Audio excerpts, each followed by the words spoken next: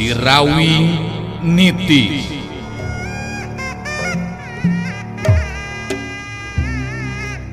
Sorot Panon Rasanti alias Munarsi, sakapeung galak gular giler, galak mataksieun anu borangan, sakapeung deui ciga anu melong kosong, arang ngiceup seperti jalma biasa, kitu nate lantaran aya dina pangaruhna Nini Karimun Sakti.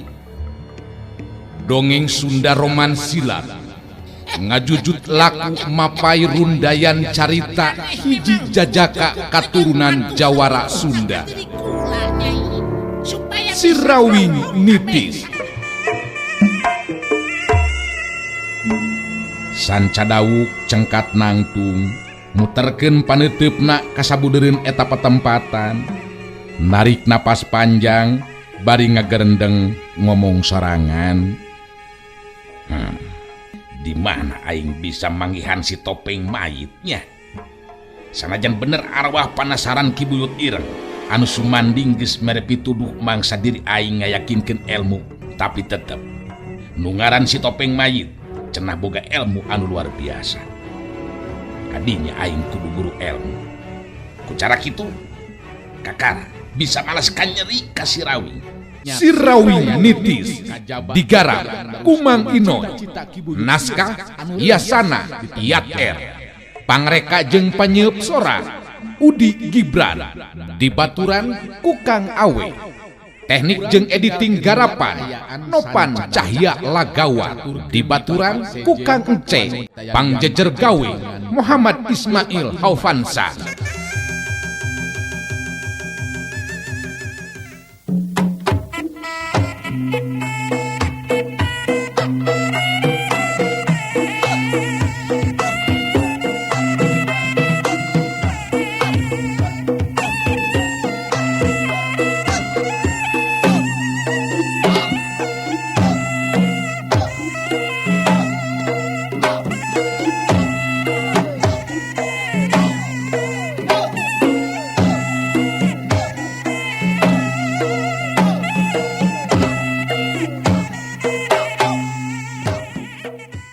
Sanca dawu ngareret ka Dewi Angrum anu direret ngarti gancang manehna nyarita ditujukeun ka si topeng mayit.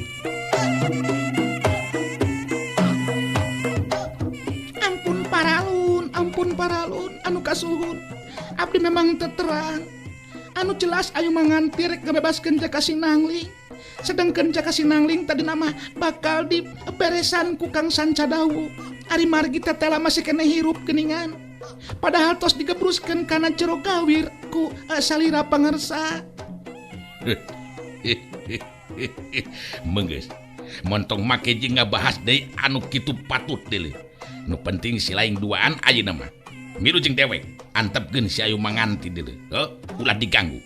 Karti Sanca dawu direret ku si topeng mayit langsung harita unggeuk nembalan. Karti ki guru, karti. Tapi si Jaka Sinangling ini ngeloloskeun diri, nanti perlu disusul. Henteu kudu make bingung-bingung mikiran jelema geus eueuh gunana deuleu. Antepkeun si Jaka Sinangling rek kabur ka mana bae oge. Naon perluna urang make jeung kudu mikiran jelema nu kitu patut. Leuwih hade maneh duaan milu jeung dewek, lamun bener ilaing rek ngabdi jeung ngabakti ka dewek. Hayo indit jeung dewek, Sanca dawuk Dewi Angrum. Sanca dawuk jeung Dewi Angrum geus teu bisa ngabantah ngadenge caritaan si topeng mayit anu harita bari terus indit. Kapaksa duanana nuturkeun si topeng mayit tukangeunana.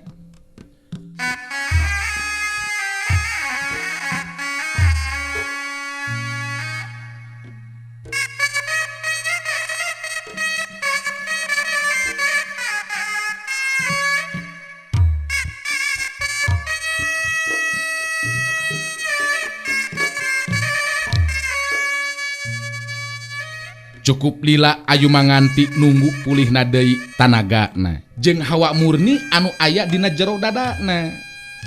Sanggeusna rada pulih tanagana dina harti rada jagjag. Ayu manganti ngadeuketan ka lebah Aji Sutra anu ngabebengkang dina luhur lemah.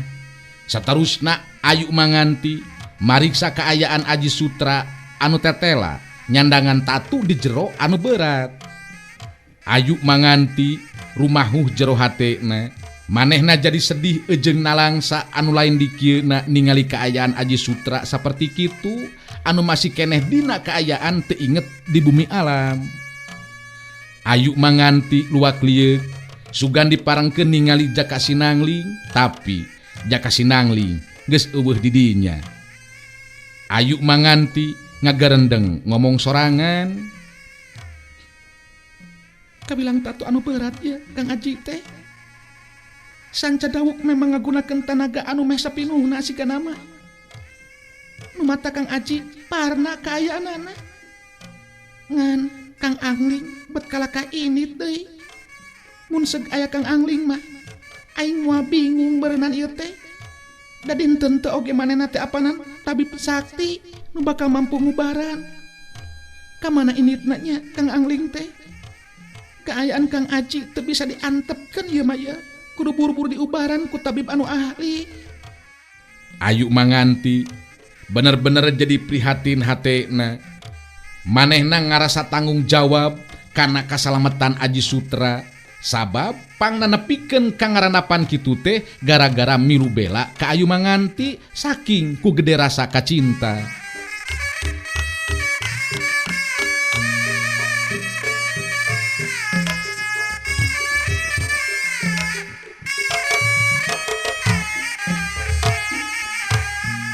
Ayu manganti diuksila bari ngatur napas ejeng hawa murnina. Manehna kudu bisa mulihkeun deui tanaga sapinuhna, sangkan bisa mawa Aji Sutra ti eta patempatan. Sanggeusna bisa mulihkeun kakuatan tanagana. Kakara Ayu manganti bisa mangku Aji Sutra anu masih keneh teu inget di bumi alam. Nu saterusna dipangku dibawa ninggalkeun eta patempatan. Waktu tepi ka imahna Juragan Gandara, pugu be Juragan Gandara kitu deui laras anting kaget anu lain di kieuna. Ningali kaayaan Aji Sutra anu ngalempreh teu inget di bumi alam, tina sela-sela juru bibirna ngalai getih anu masih keneh seger. Aji Sutra digolerkeun di tempat sarena anu aya di jero kamarna. Juragan Gandara jeung laras anting saterusna dibejaan ngeunaan kajadian anu tumiba ka Aji Sutra. Salaresna mah masih keneh untung. Sanaos kaayaan Kang Aji nyandangan tatu dilebet, ku abdi masih keneh bisa dibantuan. Abdi oge masih keneh salamet deui. Anu sok padahal mah tadina abdi oge Kang Aji tos henteu aya harapan bisa salamet. Margi jama-jama anu jarahat kumpul sadayana. Kieu ya kajadianana teh Juragan Nyimas Laras. Ku Ayu manganti dibejakeun yen Aji Sutra kitu nate lantaran tarung ngalawan Sanca Dawuk anu memang lain tandinganana. Juragan Gandara jeung laras anting ngabandungan guaran caritaan ti Ayu manganti pinuh perhatian. Teu lila Ayu manganti mungkas guaranana.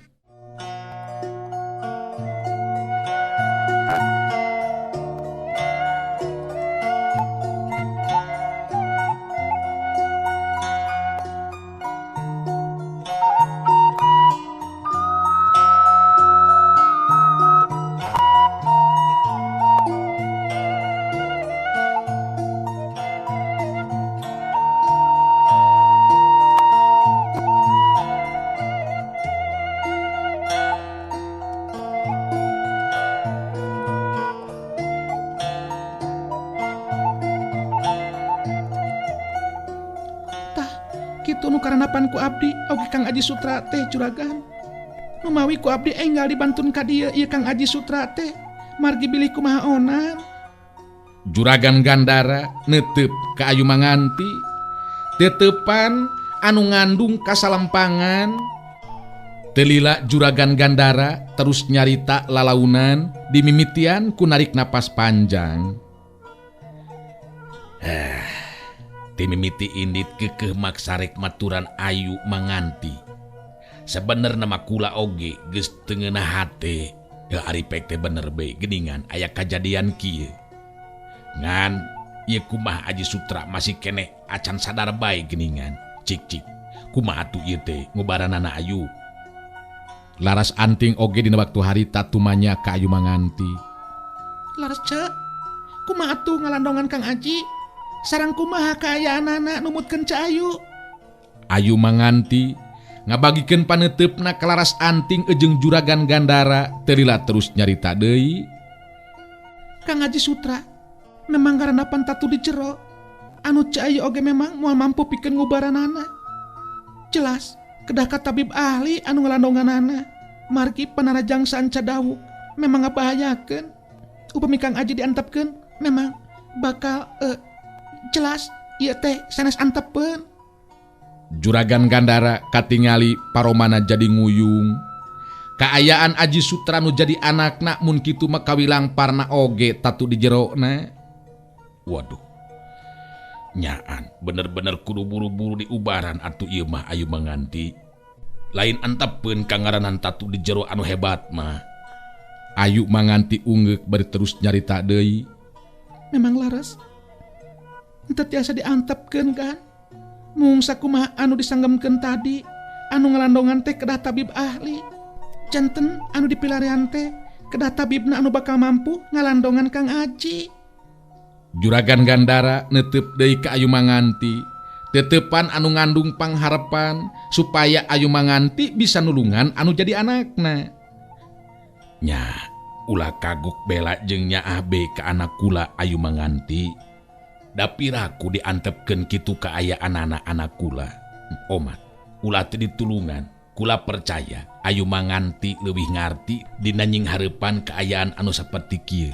Kudu ditulungan, ulah nepikeun ka henteu ditulungan anak kula. Ayu Manganti jadi ras inget ka Jaka Sinangling anu kasohor jadi tabib sakti. Timbul niat dina hatena pikeun neangan Jaka Sinangling rek dipentaan tulung sina nulungan Aji Sutra. Bari rek sakalian menta tulung ka Jaka Sinangling sabab manehna geus salah sangka, salah paham ku ayana kirana anu bebarengan jeung Jaka Sinangling. Kituna teh lantaran waktu Jaka Sinangling kerja di tawanan Sanca Dawuk jeung Dewi Angrum, Ayu Manganti ngintip ngadedengekeun caritaan Jaka Sinangling. Ayu Manganti kadenge harita nyarita deui ditujukeun ka Juragan Gandara. Abdi memang terang Juragan, sabab tabib anu mampu ngalandongan kaayaan Kang Aji dina waktos ayeuna.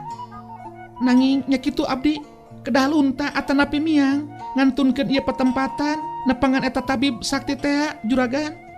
Nya atuh ari kitu mah ulah dililakeun deui Ayu. Kula lain rek ngajurung laku tepuguh ngan Ayu Manganti anu leuwih ngarti jeung leuwih apal. Aji Sutra kudu bisa sehat deui seperti sabihari Ayu. Memang kitu harapan abdi oge Juragan. Tajanten pami kitu mah abdi sejan Dawidi bae ayeuna mah ieu sakalian sejan nyusulan tabib teh. Upami Kang Aji tos sadar, cobian bae pasihan heula ngaleueut. Anu penting mah mudah-mudahan abdi tiasa tepang sareng tabibna. Atunya puguh be kudu tepung Ayu. Bet piraku anak kula nepikeun ka kudu terus ajal ninggalkeun alam pawenangan. Bet teu rido ari kudu nepikeun ka kitu mah. Moal atuh kan ari dugikeun ka kitu mah sing percanten ka abdi. Mudah-mudahan be atuh lancar abdi tiasa enggal tepung sareng tabib sakti teh. Laras Anting anu harita kadenge milu mairan deui caritaan. Pokona mah kudu sing nepikeun ka tepung Ca Ayu, kudu bisa kabawa deui tah tabibna. Ngarah Kang Aji tiasa damang deui sabihari. Bener, mudah-mudahan we sing buru-buru panggih tah tabib teh Ayu. Ku abdi bakal diusahakeun sakuatan lagi Juragan. Margi abdi ngiring tanggung jawab kana kaayaan Kang Aji dina waktos ayeuna. Ku anak kitu Juragan oge jimas laras. Ulah waka alit mana atanapi salempang. Kang Aji Sutra bakal pulih deui saperti bihari kaayaanana. Ayu Manganti sanggeusna ngarasa cukup ngobrol jeung Juragan Gandara katut Laras Anting. Harita terus indit dina poe eta keneh tujuanana rek neangan tabib anu mampu ngubaran Aji Sutra. Bari jeung teu diomongkeun ka Juragan Gandara jeung Laras Anting mah tabib anu dimaksud teh nyata Jaka Sinangling.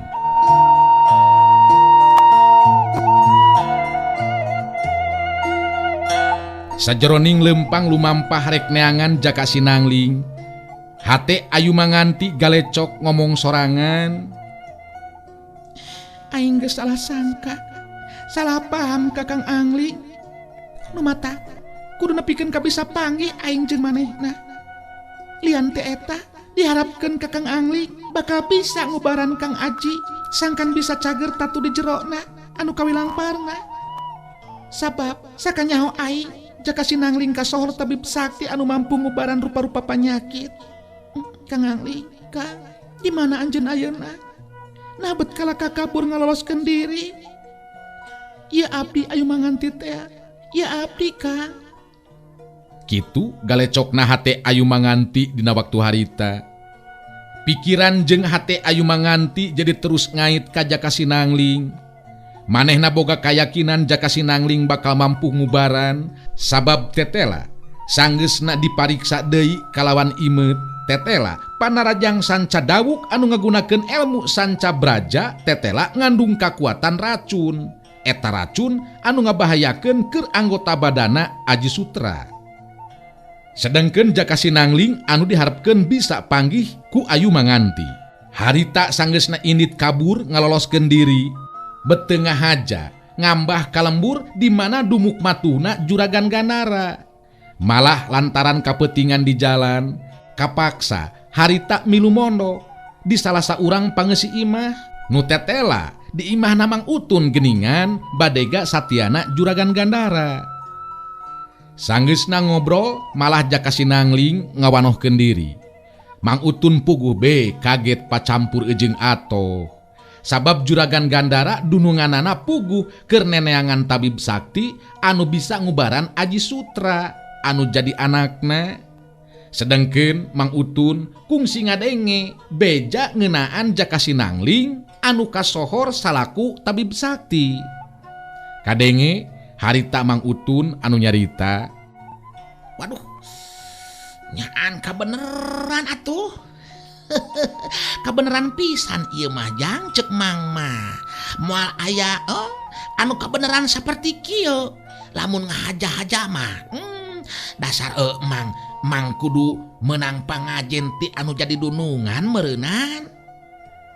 Jaka sinangling kerung bari neuteup ka Mang Utun, manehna can ngarti kana maksud caritaan Mang Utun dina waktu harita. Nah, kabeneran kumaha kitu Mang? Kuring teu ngarti kana caritaan ejeng maksud Mang. Kieu yeuh jang Jaka. Mang geus lila ngadenge yen anu ngaran Jaka Sinangling teh tabib sakti anu moal aya duana. Ngaranna geus kasohor ka mana-mana. Ayeuna ditepungkeun pisan di dieu jeung Mang. Bener-bener bagja anu lain di kieuna.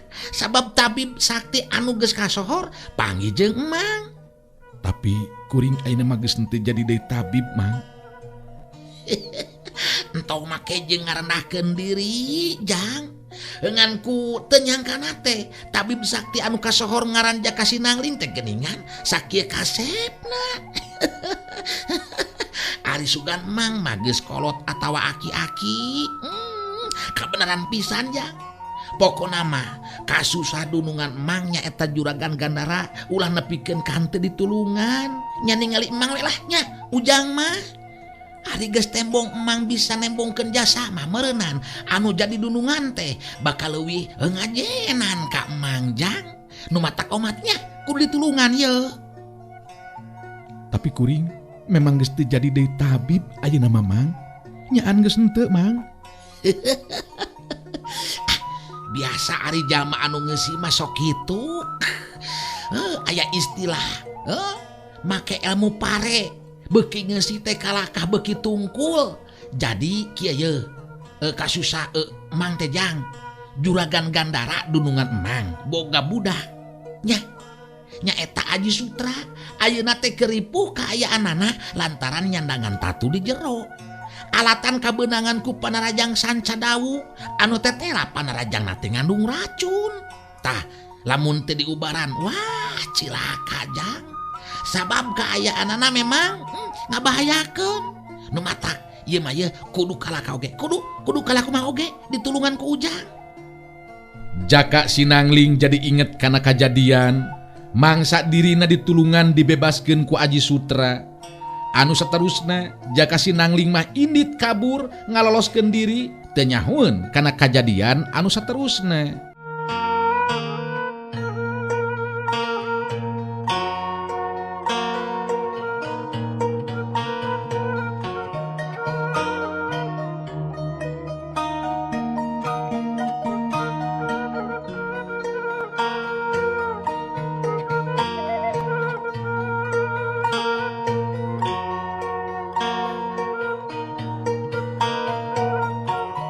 Ningali Jaka Sinangling kalahka ngahuleng, Mang Utun kadenge harita nyarita deui. Tah, nepikeun ka ayeuna ieu Jang. Juragan Gandara teh masih keneh bingung. Sabab keur neneangan tabib sakti anu bakal mampu ngubaran Aji Sutra anu jadi putrana. Ayeuna di dieu ye di imah emang aya tabib sakti Jaka Sinangling. Atuh kabeneran pisan. Sanajan ayeuna wan Cipeuting cek Mang mah nya heueuh salahna cek Mang kitu maksud teh. Lamun ayeuna urang datangan be Jang ka bumina Juragan Gandara. Keukeuh Mang mah masih keneh nganggap kuring tabibnya. Padahal bener Mang, kuring geus eureun jadi tabib teh Mang. Sabab kamampuhan kuring geus leungit. Alah, tong sok kitu Jang, tong sok kitu. Ih, sabab nurutkeun Juragan Gandara ye. Mun ngan ukur ngarepkeun datangna deui ayu manganti mah anu keur neneangan tabib biheung irah datangna. Kumaha lamun kaayaan Den Aji beuki ripuh, apan meureunnan moal kapuluk. Nu mata, mending keneh ayeuna cek Mang mah Jang, nepungan ka bumina Juragan Gandara. Pokona masing karunya we ka Mang. Kangaranan mun Mang bisa nembongkeun jasa, meureunnan Mang teh diajenan kudu jadi dunungan.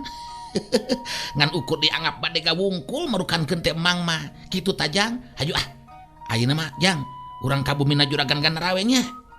Henteu sirikna barijeng dikekenyang leungeun Jaka Sinangling, keukeuh dipaksa diajakan ka imahna Juragan Gandara. Satadina mah Jaka Sinangling mugen embungeun, keukeuh henteu sanggup da puguh memang bener. Dirina geus teu boga kamampuhan jadi tabib, sabab kembang pancawarna dirampas ku si Topeng Mayit. Tapi sanggeusna ngadenge yen di tempatna Juragan Gandara eueuh ayu manganti sarta manehna kahutangan budi ku Aji Sutra anu geus nulungan ejeng ngabebaskeun dirina. Lian ti eta oge karunya ka Mang Utun anu teu sirikna jeung ceurik kapaksa Jaka Sinangling harita nurut kana pangajakna Mang Utun.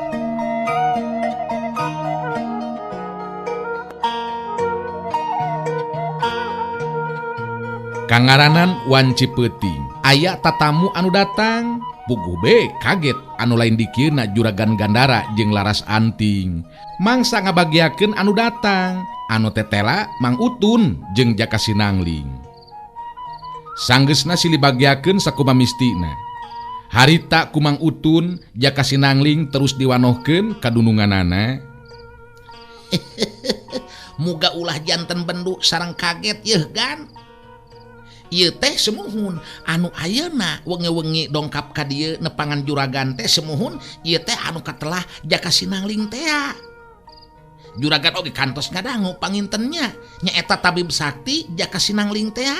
Tah, nya ieu pisan ya jalmina ieu. Ieu pisan Gan. Nu mawi ku abdi teh langsung be diajakan ka dieu Gan. Sanesna naon? Mung abdi memang hawatos ka Den Aji Sutra bilih kumaha onam dilamikeun mah. Juragan Gandara unggut-unggutan netep antep ka Jaka Sinangling teu terus kedalisan. Oh, jadi Jaka Sinangling tabib sakti teh ieu nya. Heueuh nya bagja be pikeun kula mah Mang Utun, Mang bisa mawa tabib sakti ka dieu. Memang kula warga kula teh keur nyandangan kaprihatinan ieu teh. Sabab anak kula anu cikal nyatana ieu lanceuk Laras Anting ayeuna teh nempra dina kaayaan ripuh urutarung kabenangan ku panarajang lawan anu tetela geuning panarajangna teh ngandung kekuatan racun. Tah dumasar kana eta kanyataan kula teh butuh pitulung tabib anu mampu ngubaran anak kula. Laras Anting milu mairan caritaan duka teuing kumaha sanajan kakara tepung harita tapi Laras Anting bet katarik hatena ku kaayaan Jaka Sinangling. Muhun ulah teu ditulungan Kang Aji. Margi hawatos upami teu damang lami teh dari tabib mapanginten tiasa uninga kumaha carana ngalandongan. Janten Kang Jaka ulah dugikeun ka tenulungannya. Juragan Gandara anu kadenge harita ngomong deui. Tah, jelas nama kitu. Kula sakali deui menta supaya ngetrukeun sakabeh kamampuhan pikeun nyageurkeun anak kula Aji Sutra. Bet eueuh gunana perasaan teh kaayaan diri kula ayeuna upama anu jadi anak nepikeun ka hanteuna pisan. Komo anak kula anu panggedena nu matak ulah henteu ditulungan ye. Jaka Sinangling ngahuleng memang bingung oge keur manehna. Cacakan lamun kembang pancawarna masih keneh aya dina cangkinganana mah teu kudu make jeung bingung. Tapi ayeuna eta kembang pancawarna teh aya dina leungeunna si Topeng Mayit. Pamohalan manehna bisa ngalakukeun tindakan jadi tabib saperti keur di lembur kawaluyaan. Ningali Jaka Sinangling ngahuleng. Mang Utun kadenge harita nyarita deui. Ari ceuk mang mah ulah wakang ngahulang mikiran kunaon pi ubareunana. Mending kena dipariksa heula we sing imeut kaayaan Den Aji anu sabenerna teh ye anu nuju teu damang. Upama geus dipariksa mah tah kakara meureun bisa kapanggih kumaha carana ngubaranana. Kitu tah ceuk mang mah jang. Jaka Sinangling narik napas panjang. Nyobaan harita cumarita ditujukeun ka Juragan Gandara. Nya, muhun ieu mah urang cobian be atugan. Mamanawian abdi tiasa atanapi mampu ngalandongan Den Aji. Mang Utun gancang harita nyarita deui. Biasa gan, ari jami anu ngeusi mah kitu teh geuningan tara sombong. Janten ngarendahkeun bae anjeun. Ngan mang mah yeu, gaduh kayakinan kang ngaranan tabib sakti mah bet asa piraku henteu mampu ngalandongan Den Aji. Laras Anting ngadeuketan ka lebah Jaka Sinangling bari terus nyarita deui.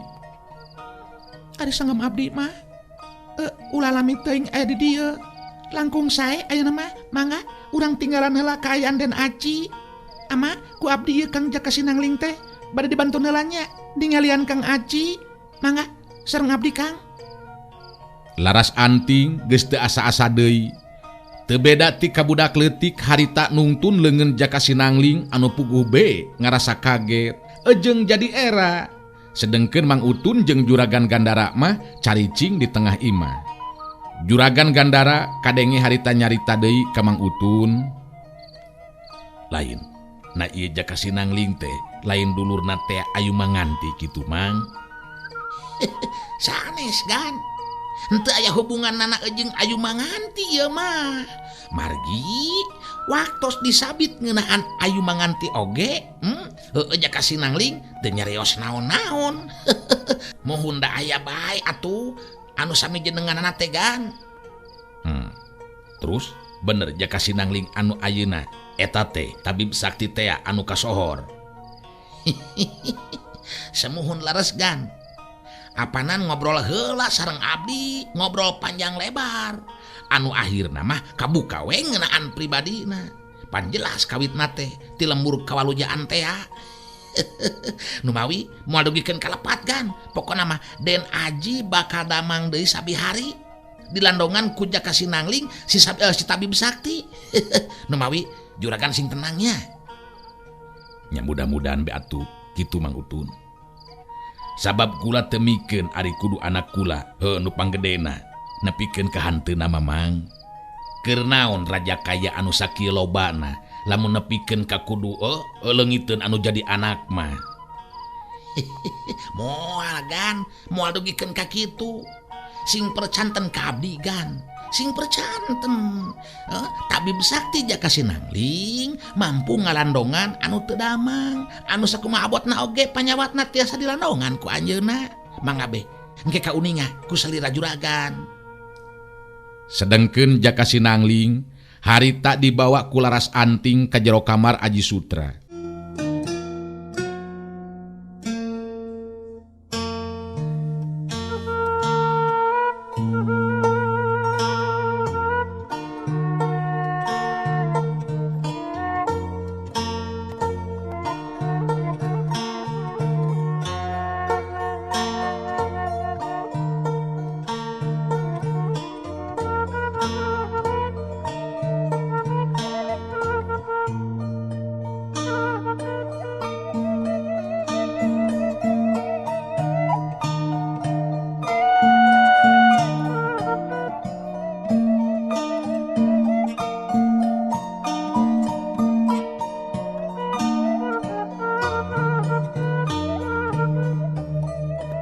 Aji Sutra katingali ngagoler dina luhur tempat sarena.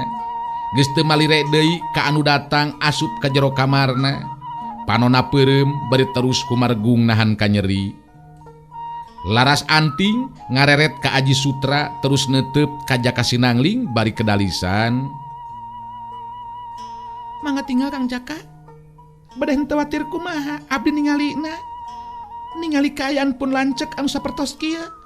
Hahargungan teras, henteu siang teu wengi.